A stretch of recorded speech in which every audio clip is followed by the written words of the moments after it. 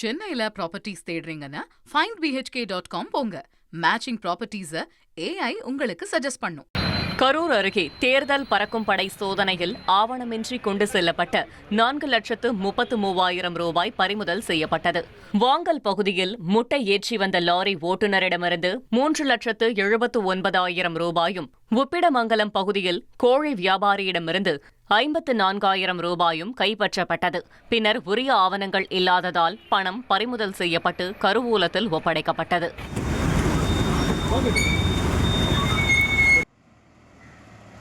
தமிழக கேரள எல்லைப் பகுதியில் முந்தல் சோதனைச் சாவடியில் தேர்தல் சிறப்பு படையினர் நடத்திய ஆய்வில் உரிய ஆவணங்கள் இன்றி எடுத்து செல்லப்பட்ட 1,20,000 ரூபாய் பறிமுதல் செய்யப்பட்டது.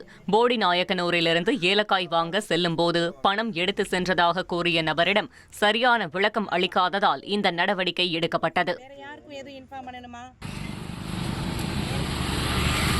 திருவள்ளூர் மாவட்டம் பொன்னேரி அருகே தேர்தல் பறக்கும் படை சோதனையின் போது ஆட்டோ மோதிய விபத்தில் தலைமை காவலர் ஒருவர் காயமடைந்தார். பஞ்சட்டி பகுதியில் வாகன சோதனையில் ஈடுபட்டிருந்தபோது வேகமாக வந்த ஆட்டோ மோதிவிட்டு தப்பி சென்றது.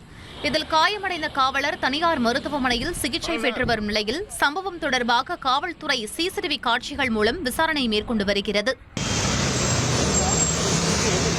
சட்டமன்ற தேர்தல் நடத்தை விதிகள் அமலுக்கு வந்ததை தொடர்ந்து சென்னையில் 3வது நாளாக பறக்கும் படையினர் தீவிர வாகன சோதனையில் ஈடுபட்டனர்.